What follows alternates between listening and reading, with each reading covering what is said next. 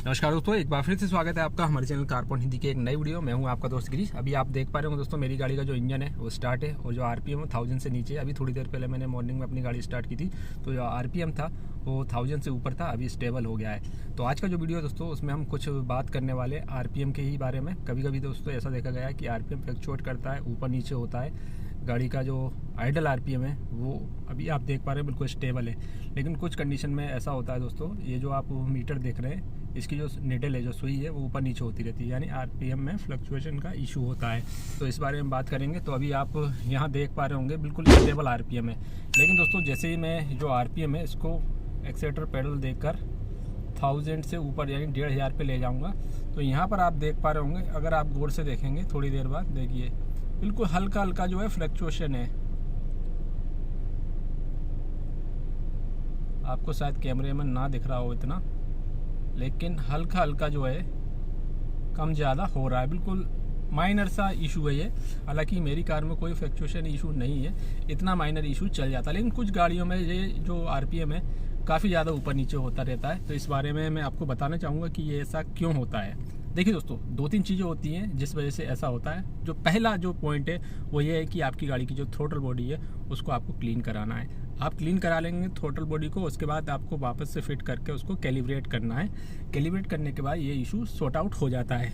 ज़्यादातर जो केसेस होते हैं उसमें ऐसा ही होता है।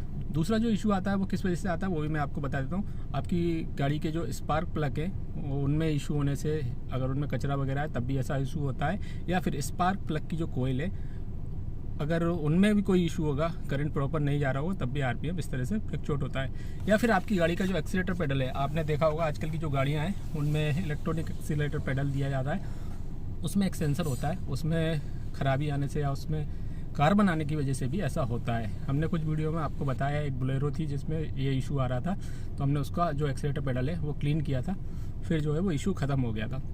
तो ये जो चीज़ें होती हैं ये आपको देखनी है। अगर आपकी गाड़ी का जो आइडल आरपीएम है ऊपर नीचे हो रहा है, रेस कम ज़्यादा हो रही है, और कुछ कंडीशन में दोस्तों ऐसा भी देखा गया है कि जब आप थ्रोटल बॉडी को क्लीन कराते हैं फिर ये इशू होता है। तो उसका इशू ये होता है कि आजकल की जो गाड़ियाँ हैं उनमें इलेक्ट्रॉनिक थ्रोटल बॉडी दी गई है, या फिर एक्सीलेटर से जो है थ्रोटल बॉडी तक कोई वायर नहीं गया होता।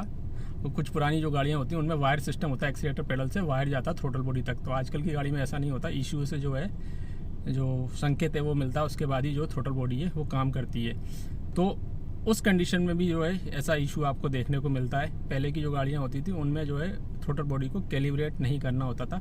हालांकि जो बहुत पुरानी गाड़ी है उनके बारे में बता रहा हूँ, कुछ गाड़ियाँ ऐसी भी हैं जिनमें एक्सीलेटर पेडल से वायर जाता है, फिर भी आपको थ्रोटल बॉडी को कैलिब्रेट करना होता है ओबीडी के द्वारा। जो ओबीडी डिवाइस होता है उसके द्वारा आपको थ्रोटल बॉडी का जो आरपीएम है वो कैलिब्रेट करना होता है। तो अभी आपको समझ में आ गया होगा कि फ्लक्चुएशन का इशू क्यों आता है, और अगर ऐसा इशू आपकी गाड़ी में है तो ये चीज़ें आप चेक कराइए। मिलते हैं एक और नई वीडियो के साथ, तो वीडियो को लाइक कीजिए, शेयर कीजिए, चैनल को सब्सक्राइब करना ना भूलिएगा। धन्यवाद।